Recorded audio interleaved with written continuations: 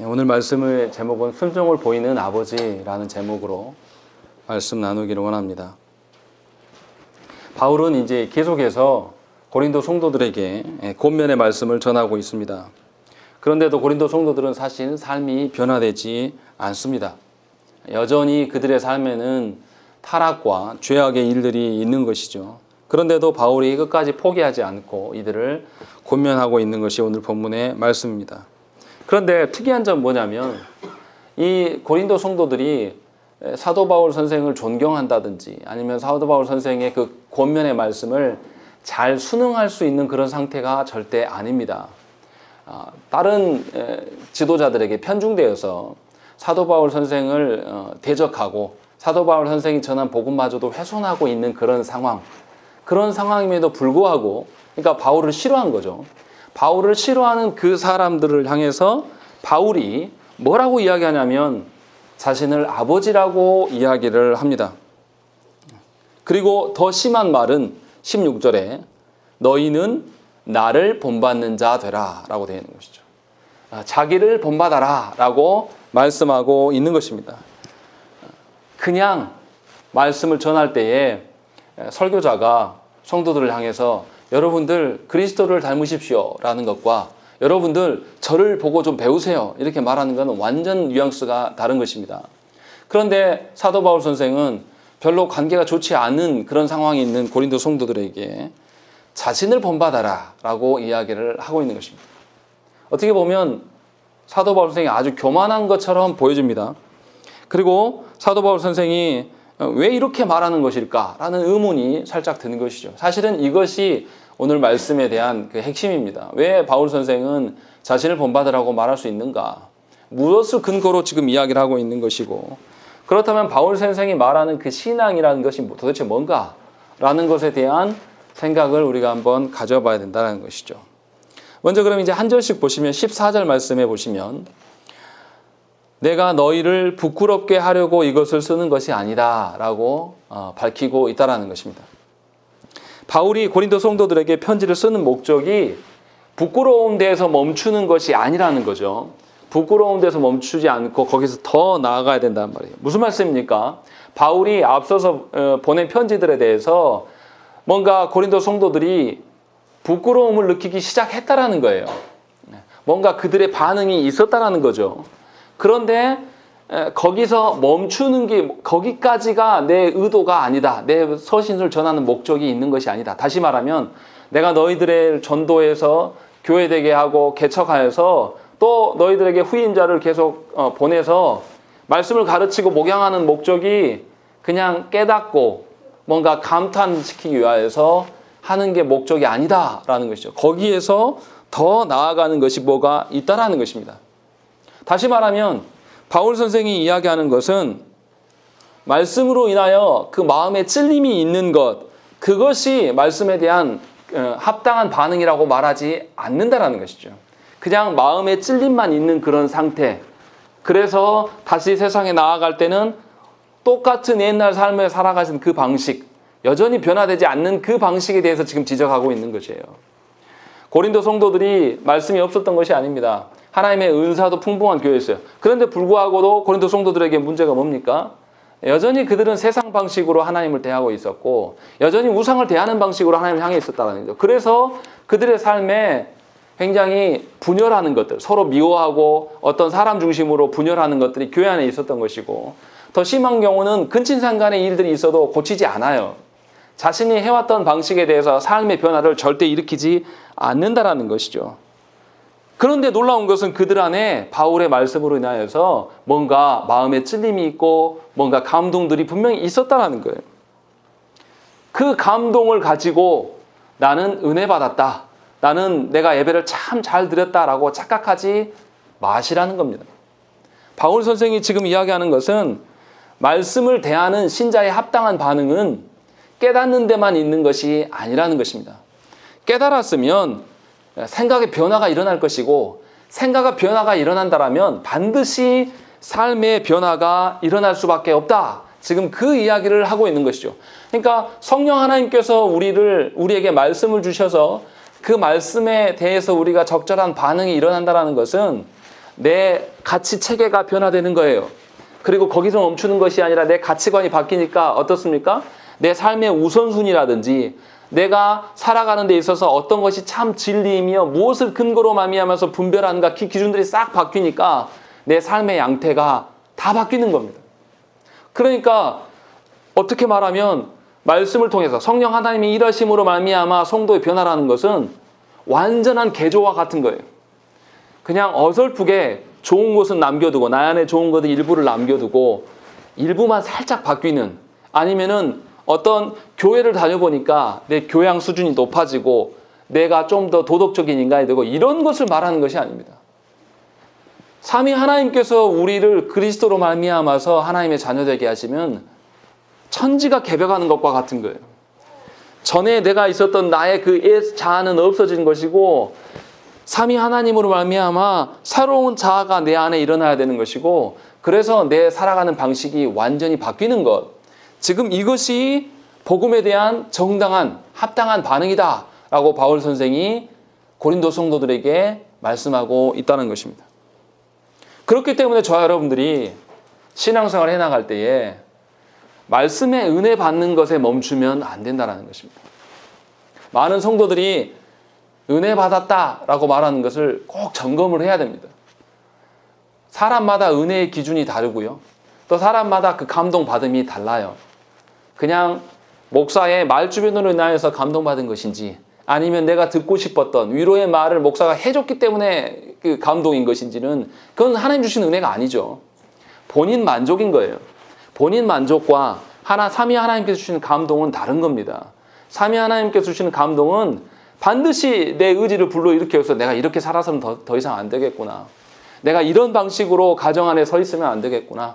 내가 인생이 얼마 남지 않았으나 하나님 앞에서의 내 인생이구나라는 것을 알면 매 시간마다, 매 분마다, 매 시마다 하나님의 어떠함을 염두에 두고 우리가 살아갈 수밖에 없다는 것이죠. 이러한 삶의 변화가 분명히 있어야 된다라고 바울 선생은 이야기를 하고 있는 것이죠. 그래서 내가 너희를 부끄럽게 하려고 이것을 쓰는 것이 아니다 라고 말씀하고 있는 것이고, 너희를 내 사랑하는 자녀같이 권하려 하는 것이다 라고 이야기하는 것입니다. 너희는 내가 아닌 아볼로나 다른 어떤 지도자들을 높이면서 나를 싫어하고 내가 전한 복음마저도 훼손하는 지경이 있으나 나는 너희들의 반응과 상관없이 나는 너희에게 아버지로 서 있다 라고 말하고 있는 것입니다. 그러니까 우리가 아까 소리 문답 시간에도 말씀드렸지만 유일하신 하나님 앞에서 살아가는 자라면 사람들의 반응에 대해서 일희일비하고 사람들의 반응에 대해서 두려워하는 그런 존재가 아니라 삼위 하나님께서 나를 어떻게 바라보실까를 늘 염두하고 살아갈 수밖에 없는 것이에요. 그래서 나를 대적하고 미워하는 그 자들에게도 계속 여지를 남겨놓은 거예요. 사도 바울 선생이. 자기의 권세나 자기의 어떤 그 높아짐을 말하려고 지금 이야기하는 것이 아니라 삼위 하나님께서 그렇게 저 성도들을 자기에게 보내셨기에 아버지의 심정으로 자기를 미워하고 싫어하는 자들에게 긍휼히 여기는 마음으로 지금 대하고 있는 것입니다. 그래서 사도 바울 선생이 자신을 아버지로 이야기를 하고 있는 것입니다.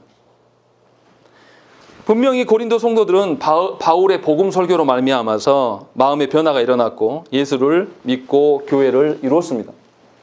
그런데도 그들은 여전히 과거에 살아왔던 그런 삶의 방식대로 살아가고 있습니다. 여전히 분열하고 여전히 부도덕하고 여전히 하나님의 법도가 아닌 세상 법정의 기준으로 말미암아 서로 고소 고발하면서 살아가는 삶을 유지하고 있습니다. 그런 그들에게 바울 선생이 아무리 권면해도 이들이 악한 길에서 돌이키지 않아요. 보통 그렇게 악한 길에서 돌이키지 않으면 우리가 어떤 반응을 보입니까? 그 사람들에게 화를 낸다든지 분노한다든지 아니면 매질을 합니다. 자녀들에게도 그렇게 하죠. 자녀들에게 말을 했는데 안 들어요. 그러면 어떻게 합니까? 끝까지 하나님의 사랑으로 그를 대하는 것이 아니라 어떻게 해요? 이제부터 내 감정풀이 하는 거죠. 이제 감정에 서게 되면 더 이상 훈육과 교육이 아니에요. 그런 방식으로 대하는 것이 우리의 일상입니다. 또 더 해도 그렇게 해도 안 돼요. 그럼 어떻습니까? 아무리 내 혈육이어도 어떻게 합니까? 관계를 끊어버립니다. 그런 일들이 종종 우리의 일상에서 일어납니다. 그래서 부모 자식 간의 관계는 형식적으로는 있으나 전혀 돌아보지 않고 남남처럼 살아가는 것이 우리의 일상입니다. 바울이 고린도 성도들에게 이렇게 대해도 누가 말할 사람이 없습니다. 그런데 이 바울 선생은 분명히 자신을 배반하고 다른 이들을 중심으로 해서 파당짓고 있고 분열하고 있는 이 고린도 교회를 향해서 또 바울이 전한 복음마저도 우습게 여기는 그런 성도들을 향해서 놀랍게도 꾸중하면서도 자신이 아버지로서 서 있다라고 밝히고 있는 것입니다. 15절 말씀 우리 한번 읽어보시겠습니다. 읽겠습니다. 시작. 그리스도 안에서 일만 스승이 있으되 아버지는 많지 아니하니 그리스도 예수 안에서 내가 복음으로써 너희를 낳았다. 예, 바울은 자신이 분명히 스승이 아니라 아버지라고 말하고 있습니다. 심지어 거기에서 더 나갑니다. 복음으로 말미암아 내가 고린도 성도들을 낳았다라고 이야기를 하고 있는 것입니다. 바울의 표현이 좀 과장된 것이 아닐까요? 왜 본인이 낳았다고 이야기를 할까요? 상식적으로 생각할 때 삼위 하나님이 낳았다라고 하는 것은 조금 이해가 되지만 왜 본인이 낳았다고 이야기할까? 이 바울이 교만해서 이런 것은 분명히 아닐 것입니다. 분명히 뭔가 의중을 띠고 이 말을 하고 있는 것이라는 거죠. 갈라디아서 4장 19절 여기 말씀 보시면 나의 자녀들아 너희 속에 그리스도의 형상을 이루기까지 다시 너희를 위하여 해산하는 수고를 하노니 라고 되어 있습니다. 바울 선생이 갈라디아 교인들을 향해서 무슨 이야기를 하냐면 내가 너희를 위하여서 너희가 장성한 분량으로 그리스도의 형상을 드러낼 때까지 해산하는 수고를 너희한테 아끼지 않고 있다라고 이야기하는 거예요. 해산은 누가 합니까? 해산은 아빠가 합니까? 엄마가 합니까? 엄마가 하죠. 근데 바울이 이 성도들을 향해서 뭐라고 하냐면 해산하는 수고까지 하고 있다. 그러니까 바울 자신을 뭐라고 여기는 거죠? 엄마로 이야기하고 있는 거예요. 자기 자신을. 그러니까 오늘 고린도전서에서는 아버지로 또 갈라디아서에서는 분명히 어머니로서의 어떤 역할들을 보여주고 있는 것입니다. 바울이 왜 이렇게 표현하는 것일까요? 바울이 지금 무엇을 말하고 싶어서 이렇게 표현하는 것인지 저와 여러분들이 한번 깊이 생각을 해봐야 됩니다. 다시 말하면 이런 거예요. 교회 안에 목사와 성도들, 목양의 관계에서 목사는 스승으로서 서 있는 것이 절대 아니라는 거예요. 바울의 말에 의하면. 아버지로서 서 있을 수밖에 없다라고 이 이야기를 하고 있는 것입니다. 물론 바울과 고린도 성도들 또 바울과 갈라디아 교회들 특수적인 관계를 염두하고 말을 해야 됩니다. 모든 목사 그렇다는 것은 아니에요. 여기서 지금 우리가 알아야 될 것은 분명히 바울이 아버지에 대한 이야기 또 어머니에 대한 이야기를 하고 있는 것입니다. 그럼 우리가 하나씩 생각을 해봐야 돼요. 구약 성경에서 하나님께서 이스라엘 백성들을 향해서 뭐라고 하죠? 내가 너희의 아버지다 라는 언급들이 굉장히 많이 나와요. 그래서 하나님의 백성들을 하나님께서 낳으셨고 그들을 자녀 삼아 주신다 이런 표현들은 성경의 여러 곳에서 나옵니다. 이것은 뭐 제가 입증하지 않아도 다 수긍하실 거예요. 그래서 우리가 하나님을 뭐라고 부릅니까? 하나님 아버지 이렇게 부를 수 있는 것이죠. 이것에 대해서는 뭐 익숙한 것일 거예요. 그런데 문제는 뭐냐면 어머니라고 부르는 것 이것이 좀 이해가 안 되는 부분이 있습니다. 3세기 교부 키프리안이 제일 먼저 이 이야기를 했습니다. 교회를 어머니라고 불렀습니다. 신자의 어머니, 신자의 어머니가 교회다라고 불렀습니다. 칼빈 선생도 똑같은 이야기를 합니다. 교회를 신자의 어머니라고 표현을 했습니다. 기독교 강요 4권 1장의 제목 자체가 아예 그렇게 되어 있습니다. 그렇게 해서 교회가 신자를 낳았고 양육하기 때문이다 라고 분명하게 설명을 하고 있는 것입니다. 그러니까 성도들은 홀로 하나님을 독대하면서 자기 스스로 독립하여서 하나님을 섬기고 사랑할 수 없어요. 분명히 하나님께서는 성도를 교회 가운데 두게 하셔서 성도 되게 하셔서 이게 나으심이죠. 그래서 교회 안에서 자라갈 수 있도록 말씀을 먹이고 말씀대로 살아갈 수 있도록 지도하여서 목양할 수 있게끔 하나님께서 교회를 세워두셨다는 것이죠. 그렇기 때문에 모든 신자는 교회 안에서 태어나고 자라가는 것입니다. 어떤 선교단체들은 교회를 부정합니다.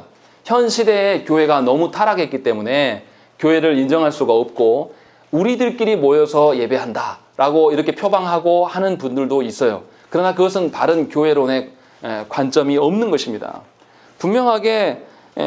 분명히 교회가 신자의 어머니됨을 우리의 선배들이 고백하고 그것을 이야기해 왔습니다. 그러면 성경에서도 정말 이렇게 하는 것일까? 이것에 대해서 우리가 한번 생각을 해봐야 돼요. 갈라디아서 4장 25절과 26절 말씀해 보시면 제가 읽어드리겠습니다. 이 하갈은 아라비아에 있는 신의 산으로서 지금 있는 에루살렘과 같은 곳이니 그가 그 자녀들과 더불어 종노릇하고 오직 위에 있는 에루살렘은 자유자니 곧 우리 어머니라 이렇게 표현하고 있습니다. 바울이 갈라디아에서 육체를 따라서 난 이 아들이 하갈에게서 나왔다라고 이야기를 하고 있고 또 이들은 육체로 따라서 나왔기 때문에 하나님의 자녀가 아니고 세상에서 종노릇하게 될 것이다 라는 것을 이야기를 합니다. 반면에 약속을 따라서 난 아들 이 이삭의 계열들이 자유자이며 이들이 에루살렘, 시온, 즉 교회를 통하여서 교회가 이들의 어머니가 되어주실 것이다 라는 것을 이야기하고 있는 것입니다. 또 창세기 3장 15절 말씀도 뭐라고 합니까? 예수 그리스도께서 누구에게 나오신다고요? 여자의 후손에서 나온다라는 것을 밝히고 있는 것이죠. 분명히 성경에서 이 외에도 많은 것들이 언급을 하고 있어요. 여자가 이 어머니를 묘사하기 때문에 교회를 하나님과 부부관계로 설명하는 구절들이 굉장히 많이 나타나요. 그래서 타락한 이스라엘 백성들에게 뭐라고 합니까? 창녀 이스라엘이 다시 하나님 앞에 정결한 신부 되기를 하나님께서 계속 촉구하십니다. 그래서 하나님께서 아버지 되시고 하나님께서 세우신 교회가 어머니 되심을, 신부됨을 계속해서 성경에서 묘사하고 있다는 것이죠. 그러니까 우리는 이 교회됨의 의미가 무엇인지를 삼위 하나님께서 관계 속에서 우리가 바라봐야 된다는 것이죠. 삼위 하나님께서 우리의 구원에 대한 것들을 계획하시고 또 실행하시고 적용하심으로 말미암아서 우리가 하나님 앞에서 잉태되고 태어났어요. 예수 그리스도로 말미암아서 태어난 것이죠. 성령 하나님께서 말씀을 우리에게 적용하심으로 말미암아 우리가 신자로서 태어나게 된 것이죠. 그리고 그 태어난 자들을 하나님께서 교회에 두심으로 말미암아서 교회에서 입히고 먹이시고 자라게 하신다는 거예요. 그런 측면에서 하나님께서는 아버지로서 신자를 낳으셨고 또 어머니로서의 교회가 우리를 낳았다 이렇게 말할 수 있다는 것입니다. 이것이 개혁신학의 정신이에요. 그러니까 저와 여러분들이 분명히 왜 교회가 신자가 있어야 될 것이 교회가 돼야 되는 것인가 라는 것을 이제 설명해 주고 있는 것입니다. 그러면 바울이 이것을 전제로 인하여서 자신을 아버지라고 부를 수 있는 근거는 뭡니까? 분명히 삼위 하나님께서 아버지 되심과 교회가 어머니 되심을 수긍할 수 있다 쳐도 그럼 바울이 도대체 뭔데 아버지라고 말할 수 있는가? 이제 이것을 우리가 한번 생각을 해봐야 돼요. 사실 바울이 고린도 교회의 아버지라고 말하기는 조금 어렵습니다. 왜요? 성도의 아버지는 삼위 하나님이시기 때문에 바울도 성도이기 때문에 그렇게 말하기는 사실 어렵습니다. 분명히 그리스도 안에서 성령께서 고린도 성도들을 낳으신 것이 분명합니다. 그런데 이제 문제는 뭐냐면 삼위 하나님께서 그 낳으심의 사역을 집행할 때에 집행하는 자로서 도구적으로서는 말씀을 사용하시지만 그 집행하는 일에 있어서는 하나님께서 사역자를 활용하신다는 것이죠. 그러니까 어떤 사람이 영적으로 출생할 때에 말씀의 도구를 가지시고 그리스도 안에서 성령께서 일하시지만 이 일을 실제적으로 어떤 가시적으로 집행함에 있어서는 교회의 직분자를 하나님께서 사용하신다는 것이죠. 적용하면 말씀의 봉사자인 목사가 신자를 낳는 일에 집행인으로서 참가하는 것이죠. 궁극적인 낳은 자는 아니에요. 그런데 분명하게 낳은 자로서 서 있는 것이죠. 삼위 하나님께서 위임해 주신 그 직분을 가지고 삼위 하나님의 권세를 위탁해 주신 그것을 가지고 성도들 앞에 서 있는 거예요. 그러니까 목사는 하나님께서 아버지 되심을 계속 입증하고 그것들을 그런 방식으로 서 있는 거예요. 아버지의 마음으로, 아버지의 그 심령으로 성도들을 대할 수밖에 없다라는 것이죠. 그래서 칼빈도 교회는 모든 경건한 신자의 공통된 어머니이며 하나님을 위해서 자녀를 낳고 먹이며 키운다. 이 일은 성직자들이 한다. 이렇게 기록하고 있습니다. 무슨 말씀을 드리려고 하는 것이냐면 모든 성도는 교회를 떠나서 존재할 수 없습니다. 아까도 말씀드렸지만 내 신앙생활, 집에서 홀로 하신다는 분들이 있어요. 교회에 소속되지 않고 그냥 종교 행위, 일주일에 한 번 예배 드리면서 내가 신앙인이다 말하는 것은 매우 위험한 겁니다. 교회 안에서 뿌리를 내리고 목양받는다는 것이 뭡니까? 말씀을 듣고 깨달음으로 멈추는 것이 아니라 내가 말씀대로 사는지 점검받아야 되는 것이에요. 사람은 죄인돼 있는 타락한 사람은 늘 오류가 있습니다. 자기의 죄악에 대해서 어떻게 하는 오류를 갖고 있습니까? 합리화하려는 경향이 매우 강해요. 합리화가 계속 반복되면 어떻게 됩니까? 이제 그 거짓말이 사실인 것으로 자기가 믿고 따르게 된다는 것이죠. 이것이 우리 안에 있는 오류들입니다. 그래서 하나님께서 교회 안에 우리를 두시고 홀로 내버려 두시지 아니하시고 모든 신자들을 교회 안에 두셔서 말씀으로 점검받고 목양받기를 하나님께서 원하셨다는 것이죠. 그러니까 이 영혼을 담당하는 사역자들이 어떻게 서야 되겠습니까? 하나님께 직분받은 자들이 교회 안에 어떻게 서 있어야 되겠습니까? 분명히 자신을 드러내는 일들을 행하면 안 됩니다. 삼위 하나님께서 자신에게 위탁하신 일에 집중해야 되는 것이죠. 그리고 의무적일 수가 없어요.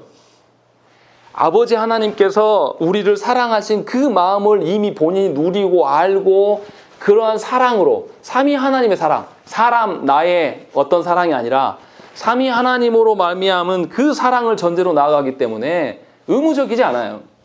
그 사랑에 취하여서 그 사랑에 감동되어서 그 사랑으로 인하여서 내가 저 영혼을 품고 기다려야 되겠다. 저 영혼이 나에게 긍정적인 반응이 있기 때문에 반응하는 방식이 아니라 이것은 세상의 방식이죠.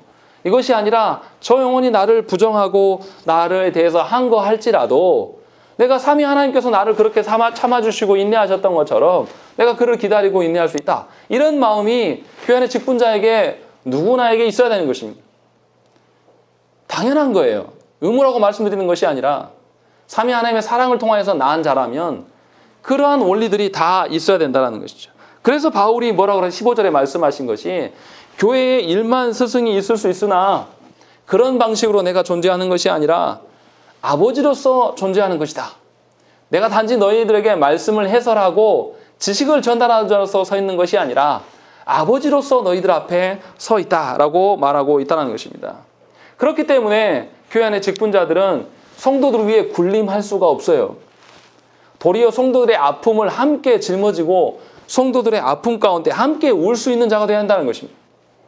그냥 지식적인 기준으로 인하여서 그 하나님의 말씀의 그 높은 기준으로 인하여서 성도들에게 다 이 기준으로 한번 대보세요. 어떻게 되나. 제가 전도사 때 복음에 대한 이해도가 잘 떨어졌을 때 굉장히 율법을 강조했습니다.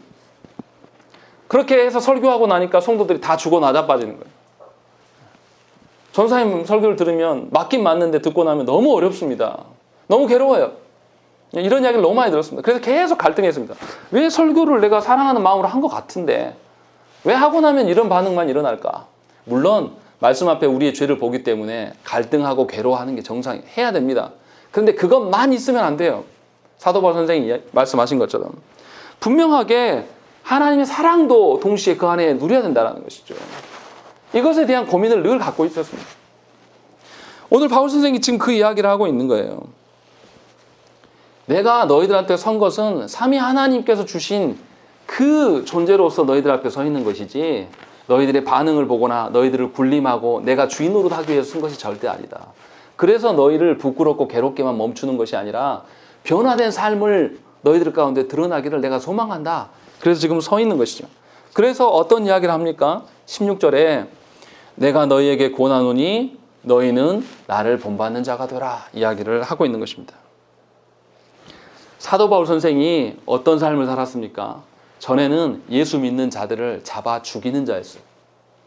율법적인 정신이 아주 투철해서 율법에 근거해서 벗어난 기독교인들, 하나님이 아닌 예수 그리스도, 인간 예수 그리스도를 믿는 모든 자들을 쳐잡아 죽이는 일을 했단 말이에요. 그런데 그가 어떻게 됐습니까? 예수를 만나고 완전히 바뀌었어요.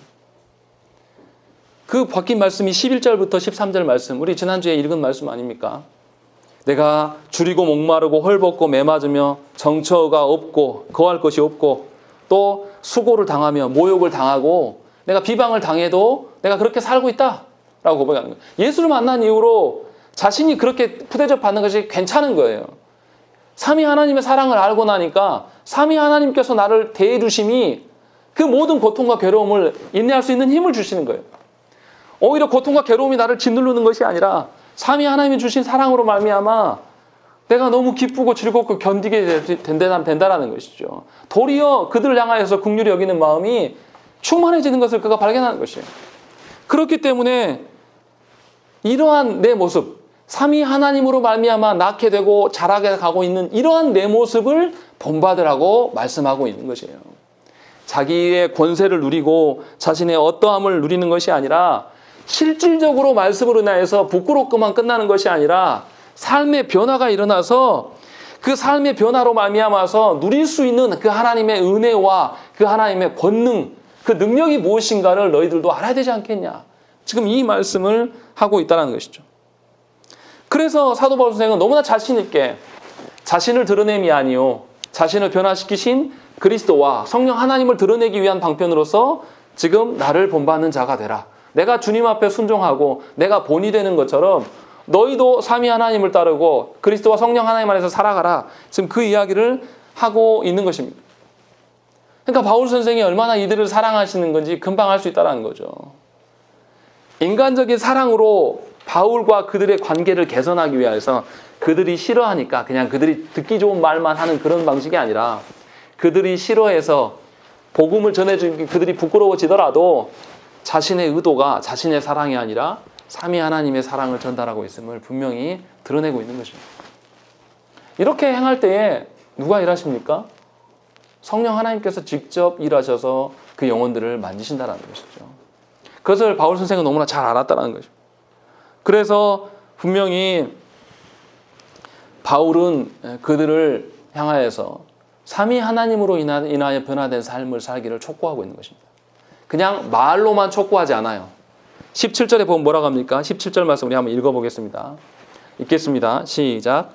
이로 말미암아 내가 주 안에서 내 사랑하고 신실한 아들 디모데를 너희에게 보내었으니 그가 너희로 하여금 그리스도 예수 안에서 나의 행사 곧 일가 각처 각 교회에서 가르치는 것을 생각나게 하리라. 예, 이미 그들이 사도 바울 선생을 싫어하고 바울 선생이 전한 복음을 훼손하여서 잃어버렸을 것을 염두하여서 그들을 변화되라 라고 말하는 것이 아니라 그들에게 디모데를 파송해서 자신이 간 것처럼 디모데가 그 역할을 해줄 것이다.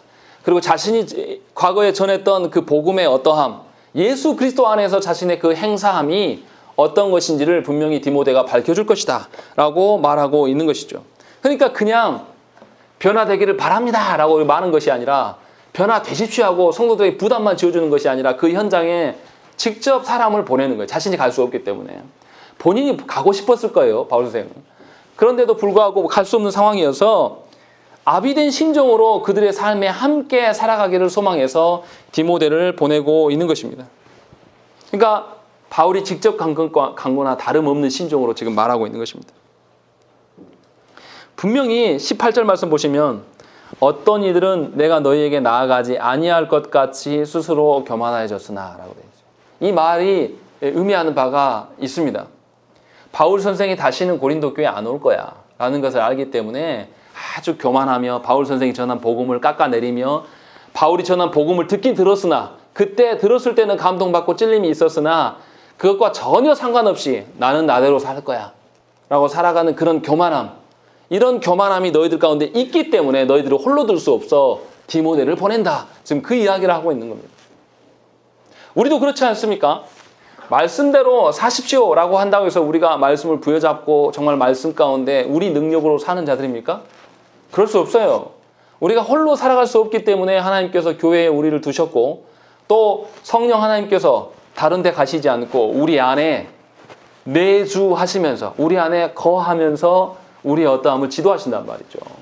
그래서 우리가 하나님의 자녀로서 간신히 살아갈 수가 있는 것이에요.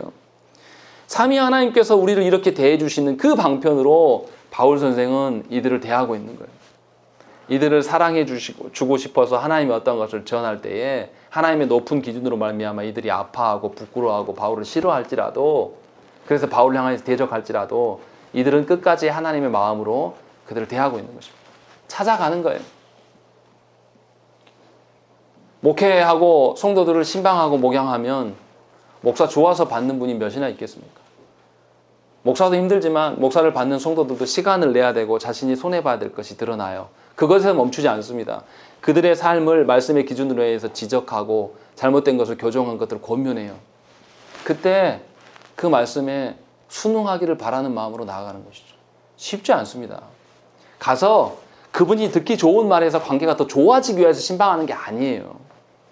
나와 그 관계가 서먹해질 수가 있으나 하나님께서 보시는 그 말씀의 기준대로 살기를 요구하기 위해서 그 자리에 나아가는 거예요. 그러니까 부담스러운 자리죠. 그런데 하나님께서는 그 일들을 목양이 교회 안에서 이루어지도록 우리를 교회 안에 두셨단 말이에요. 그러니까 이런 목사와 교우들의 관계를 분명히 저와 여러분들이 잘 알고 그러한 태도로 서 있으셔야 돼요. 그것이 아니고 인간적인 어떠한 혈육의 어떠함으로 서 있는 것은 엄청난 착각을 하는 거예요. 그래서 제가 개척 초기에 저희 친척들한테 오시는 것에서 반대했어요. 왜냐하면 인간적인 혈육의 관점으로밖에 안 보이거든요.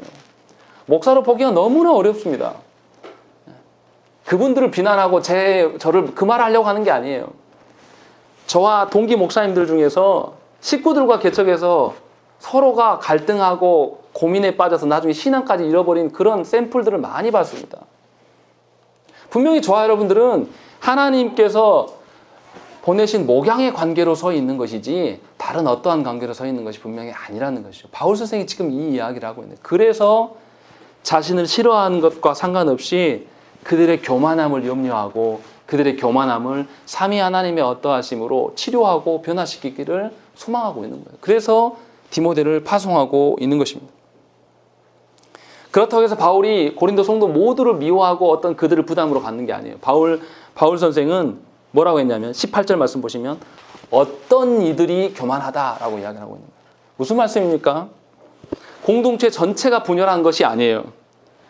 소수의 선동꾼들이 그들 가운데 있었다는 것이죠. 이 소수의 선동꾼들이 교만하였고 그 교만함이 공동체 전체에 변질을 가져왔다는 것이죠. 그것을 바울은 너무나 잘 알았기 때문에 친히 그곳에 가서 이 문제, 소수의 그 타락함이, 소수의 교만함이 공동체 전체에 얼마나 큰 무리수를 둘 수 있는가, 그래서 그것을 간과할 수 없기 때문에 친히 가기를 원했고 그 일을 디모데에게 맡겼다는 것이죠. 다시 말하면 우리가 자녀들을 바라볼 때 어떻습니까? 저희 아내하고 저는 정말 아비로서 자격이 없는 것 같아요. 저희 아내는 자녀들이 아파하면 굉장히 함께 아파합니다. 자녀이 힘들어하면 저는 눈물도 안 나와요. 그래서 저희 아내는 울어요, 함께. 그것이 어쩔 때는 존경에 갈 때도 있지만 또 어떨 때는 그것이 장애가 될 수도 있습니다. 중요한 것은 뭐냐면 함께 울고 함께 살아간다는 거죠. 자녀의 작은 일에 대해서 우리가 어떻게 반응하죠? 그냥 간과하지 않지 않습니까? 예를 들어서 우리 자녀가 다음 주에 소풍을 가는데 김밥 천국에서 그냥 김밥 싸서 보낼 수도 있잖아요. 저는 항상 그렇게 하라고 말합니다. 너무 복잡하고 돈이 더 많이 들어가니까. 근데 그렇게 하지 않아요. 남들 엄마는 무슨 모양으로 뭘 싸우는데 우리 아이 혹시나 거기서 기가 꺾일까 봐 새벽 기도 끝나자마자 가서 쓰고 그거 김밥 손발이 닳도록 해가지고 보내요. 근데 아이가 안 먹고 남겨올 때도 있거든요. 그냥 아주 우습게 여길 수도 있어요. 그러나 그 작은 것까지도 부모의 심정이 어떻습니까? 살피기를 원한다. 지금 바울이 그 마음으로 지금 나아가는 거예요. 바울이 이 고린도 교회 성도들에게 다가 아니라 그중에 일부가 교만함이 드러났어도 이것을 간과하지 않는다는 거죠. 그러면서 그들의 오류와 그들의 교만함을 하나님께 내놓기를 원한다는 거죠. 그래서 지금 그 길로 나아가는 것이죠. 그러니까 우리가 영혼을 대할 때에 우리에게 위탁해 주신 영혼들이 있지 않습니까? 가정 안에서의 우리의 자녀들, 또 교회 안에서 우리의 교우들, 이런 목양의 관계로 서 있는 우리 자녀들을 바라볼 때에 이러한 심령으로 보는 거예요. 그들이 내가 이렇게 말했을 때 한 번 복음을 전했다고 안 듣는다고 그들의 반응 때문에 내가 괴로워하고 내가 복음에 대해서 입을 닫는 이런 구조가 아니라 삼위 하나님께서 그 영혼을 보면서 얼마나 안타까워하실까, 얼마나 긍휼히 여기실까, 그 부모의 심정으로 지금 서 있는 거예요. 그런 마음으로 목양하기를 원하신다는 거예요. 그러니까 저와 여러분들이 자녀를 바라볼 때 삼위 하나님의 심정으로 바라보는 거예요. 아버지 하나님의 마음으로 바라봐야 되는 거예요. 육신의 어떠함을 채워주는 그런 방식이 아니라 삼위 하나님께서 요구하시는 방식 앞에 우리가 서 있어야 된다는 것이죠. 그래서 바울 선생님이 무슨 이야기 합니까? 20절 말씀 우리 읽겠습니다. 20절 읽겠습니다. 시작.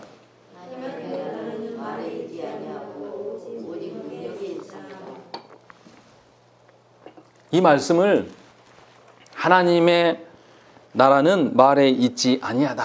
이 말은 선동꾼들의 말이에요. 지금 고린도 교회가 왜 아볼로를 추종하고 이렇게 파당이 지고 분열하게 되었습니까? 당시의 헬라 철학, 수사하기 능해요. 말의 언변이 굉장히 탁월한 어떤 그런 분이 우리의 지도자가 돼야 된다. 이런 방식으로 선 것에 대해서 이러한 거짓된 말, 삼위 하나님이 주신 말이 아니라 이런 세상의 지혜를 쫓는 그 말로 이 교회가 세워지는 것이 아니다라고 이야기하는 거예요. 마치 우리 한국교회 모습하고 똑같죠. 한국교회에서 목회자를 어떤 사람을 구합니까? 청빙할 때 조건을 딱 걸잖아요. 몇 세부터 몇 세 이상, 운전도 해야 되고 뭐 어쩌고 또 학위는 어느 해야 되고 스펙을 엄청 따지는 거죠. 지금 고린도 교회 성도들의 태도와 똑같은 거예요. 세상의 화려함과 스펙의 어떠함을 기준으로 해서 지도자를 따르는 그런 방식. 이것을 우리 한국교회는 그대로 답습하고 있어요. 그래서 목회자가 갈릴 때마다 교회가 무슨 일이 일어납니까? 분열하고 난리 법통이 일어나는 거예요. 사실은 뭘 봐야 되는 거예요? 지금 바울 선생이 말하는 것처럼 아비의 마음으로 하나님께서 주신 영혼들을 담당하는 그런 목양의 마음이 모든 직분자들에게 있어야 되는 것이 정상인데 그것을 확인하려고 하지 않는다는 거예요. 아예 그 정신을 잃어버린 것이죠. 그래서 교회가 늘 목회자가 바뀔 때마다 교회 안에 늘 분열이 나고 교회가 싸우는 일에 너무나 열심인 거예요. 그래서 바울 선생이 하나님의 나라는 말에 있지 아니하다. 너희가 생각하는 지혜나 너희가 생각하는 어느 언변술이나 너희가 생각하는 스펙이 있지 않다 라고 말씀하고 있는 거예요. 그리고 나서 오직 능력이 있다라고 말하는 거죠. 이 능력이 누구의 능력입니까? 성령 하나님의 능력을 말씀하시는 거예요. 성령 하나님께서 말씀을 깨닫게 하시고 그 말씀대로 살 수 있는 힘을 우리에게 적용해 주심. 이 능력에 하나님 나라가 있는 것이다 라고 밝히고 있는 것입니다. 그러니까 하나님께서 저에게 또 여러분들에게 위탁해 주신 그 영혼들에게 무엇을 전달해야 되겠습니까? 성령 하나님의 능력을 전달하는 것밖에 우리는 방편이 없어요. 여러분들이 열심히 하고 여러분들이 간절히 애를 쓰고 막 노력한다고 해서 그 영혼이 바뀌는 게 절대 아니란 말이에요. 착각하지 말라는 거예요. 여러분들이 어떤 영혼을 바라보면서 여러분들 자녀를 바라보면서 안타깝고 짠하게 여기는 거 그 마음 모르는 말은 아닙니다. 그러나 그런 방식으로 영혼이 변화되는 것이 아니란 말이에요. 삼위 하나님께 우리 자녀를 내밀어야 돼요. 어떻게 해서든지 이 자녀가 삼위 하나님 앞에 설 수 있도록 내가 살아가고 있는 먹는 거, 입는 거, 말하는 거 내가 모든 것을 가진 것을 동원해서 이 자녀가 삼위 하나님 앞에 설 수 있도록 우리가 구하는 것밖에 우리가 할 게 없는 거예요. 그 과정 중에 이 자녀가 나를 싫어하고 나에게 대들 수도 있어요. 우리 자녀를 키워보면 그렇지 않습니까? 어렸을 때 아이들이 자라가면서 어떻게 해요? 엄마가 젖 주는데 엄마의 젖을 물어뜯고 엄마한테 뺨도 때리고 엄마 잠도 못 자게 얼마나 괴롭힙니까? 그런데도 엄마가 어떻게 해요? 참아내면서 이겨내면서 자신은 밥을 못 먹어도 아이한테 젖을 한 번도 끊기지 않고 먹이니까 그 자녀가 자라지 않습니다. 포기하지 않지 않습니까? 왜 그런 마음으로 삼위 하나님의 어떠하심을 자녀들이네 또 우리에게 위탁해진 영혼들에게 주지 않냐 이 말이에요. 지금 바울 선생이 그 이야기를 하고 있는 거예요. 하나님께서 주신 그런 영혼을 담당하는 자가 하나님 앞에서 순종의 모본이 되는 아버지가 되라고 말씀하고 있는 것입니다. 그리스도께서 그렇게 하시지 않았습니까? 그리스도께서 하나님 되심을 우리를 위하여서 포기하셨어요. 그리고 성부 하나님 앞에 100% 순종하심으로 자기의 권세나 자기의 권위를 내세우는 게 아니라 자기의 기분 나쁨이나 자신의 억울함을 이야기하심이 아니라 성부 하나님의 그 어떠하심대로 100% 순종하는 그 아버지의 마음으로 우리 가운데 오셨기 때문에 사도 바울 선생이 그 마음을 품고 있는 거고 그것을 우리에게 지금 전달하고 있는 것입니다. 그러니까 교회는 아버지 같아야 돼요. 삼위 하나님, 아버지 되신 하나님 앞에 서 있는 것이니까 또 어머니로서 교회는 서 있어야 되는 것이에요. 몇 번 우리가 인간적으로 뭐 했다고 해서 안 된다는 그런 개념이 아니라 삼위 하나님께서 우리를 품으시는 그 방식으로 저와 여러분들이 살아가야 된다는 것이죠. 그래서 21절에 이렇게 말씀하신 것이죠. 너희가 무엇을 원하느냐? 내가 매를 가지고 너희에게 나아가랴. 사랑과 온유한 마음으로 나아가랴. 라고 이야기를 하고 있는 것입니다. 바울 선생이 예수 그리스도께서 가르친 하나님 나라의 어떠함을 예수 그리스도께서 마태복음 5장, 6장, 7장에서 가르치세요. 그러면서 하나님 나라에 대해서 이야기할 때 온유한 자에 대한 이야기를 하십니다. 그 온유함을 지금 끌어와서 이야기를 하고 있는 거예요. 그러니까 말씀의 기준으로 인하여서 어떤 영혼을 권면해야 됩니다. 그런데 그 말씀에 인하여서 권면할 때 아파요. 근데 이 아픈 영혼에게 동시에 하나님의 긍휼히 여기는 사랑의 마음과 온유의 마음이 동시에 우리가 있어야 됩니다.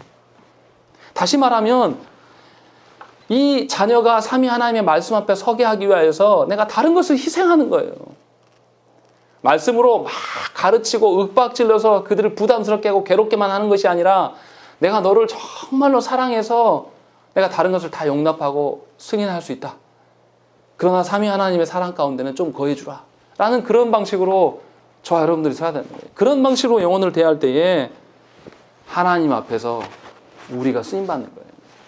그러니까 우리가 교회 안의 지도자들이, 저도 역시 그것에서 굉장히 부족한 사람입니다. 뭔가 우리가 지도자 하면 뭘 생각합니까? 카리스마를 떠올려요. 교회의 지도자는 성도들을 휘어잡고 카리스마가 있어야 돼. 그래서 군림하는 지도자를 많이 연상을 합니다. 그러나 그것은 하나님께서 성경에서 말하는 지도자의 모습이 아니에요.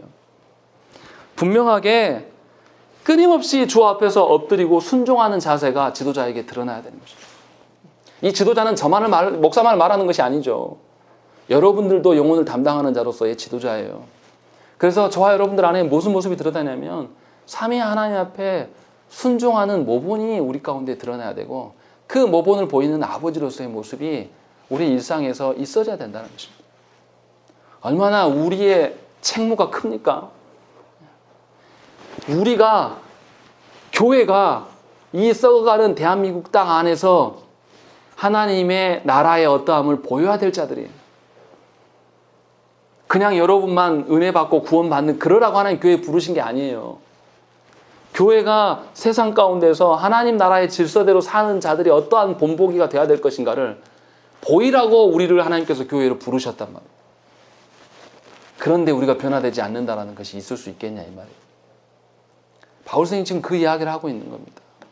다시 말하면 신자의 변화됨과 신자의 순종하는 것은 따로 노는 게 아니에요. 함께 되는 거예요. 변화됐으면 순종함이 당연한 것이고 하나님의 사명을 앞에 서는 것이 당연한 겁니다. 분리돼서 내가 은혜는 받았으나 내가 사명 지키기에 대해서는 조금 밀추는 이런 방식은 신자가 아니란 말이에요. 하나님 앞에서 변화된 것이 아니란 말이에요.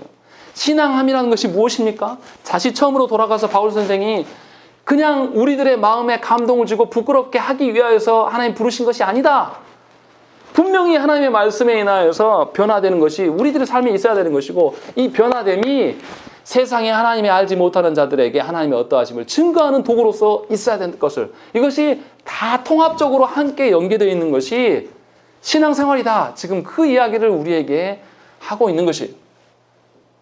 그러니까 우리가 어디까지 꿈꾸면서 하나님께 서야 되겠습니까? 말씀을 듣고 하나님의 자녀 된다는 것이 그냥 내 안에 감동이 있고 그 힘으로 내가 힘을 얻어서 내가 즐겁게 살아가는 그것이 아니라 하나님의 자녀됨이 나에서 당연히 드러나는 것이고 나와 만나는 모든 이들에게 하나님의 자녀됨인 것이 무엇인가를 증거하는 그런 삶, 그런 변화된 삶이 우리 가운데 통합적으로 있어지는 거예요. 따로 노는 그런 개념이 아니에요. 그러니까 전도 훈련을 해서 전도하는 것이 아닙니다. 내가 신자 되어지면 나의 말과 나의 삶의 방식들이 전도의 도구가 되는 거예요. 왜 말씀은 배웠으나 전도를 하지 못합니까? 우리가 하나님 자녀 되는 일에 아직도 등한시하고 뭔가 하나님의 자녀 되는 것을 지식으로 배우는 것이라고 생각하기 때문에 그렇다라는 것이죠. 바울 선생은 그것이 아니다라고 지금 우리에게 권면하고 있는 것입니다. 그러니까 저와 여러분들이 무엇을 위해서 기도해야 되겠습니까? 내가 하나님 앞에서 참 신자 되기 위하여서 내가 삼위 하나님의 말씀 앞에 참 순종하는 그 아버지의 모습으로서 내가 서기를 위해서 하나님께 구해야 돼요. 나에게 주어진 영혼들을 위해서 기도하기 전에 내가 먼저 신자 되는, 내가 먼저 순종하는 아버지로서의 그런 자격이 되도록 하나님께 구해야 되는 것입니다. 그것을 저와 여러분들이 소망하시고 누리시며 사셔야 된다는 것이죠. 하나님께서 그 일을 우리에게 이루시겠노라 하고 이미 약속하셨습니다. 약속하지 않았다라면 곤란하겠죠. 그러나 이미 약속을 하셨어요. 우리는 그것을 소망하면서 살아가는 것입니다. 그러니까 신앙생활은 홀로 가는 것이 절대 아니에요. 괴로운 것이 아니에요. 고통이 아닌 것이 신앙생활이 되는 것입니다. 분명히 사도 바울 선생이 이 말씀을 전해서 우리에게 의무감을 부여하는 것으로 끝내려고 하는 것이 절대 아니라는 것입니다. 하나님 안에서의 참다운 자유가 무엇인지를 우리가 경험하기를 바라고 소망하면서 이 말씀을 전하고 있는 것입니다. 저 역시도 제가 무엇을 새로운 것을 여러분들 드릴 수 있겠습니까? 바울 선생이 증거한 그 말씀이 여러분들 가운데 살아 움직이기를 정말 소망합니다. 또한 제가 먼저 그 자유함을 누리면서 그런 삶을 살기를 바라고 소망합니다. 우리 함께 기도하시겠습니다.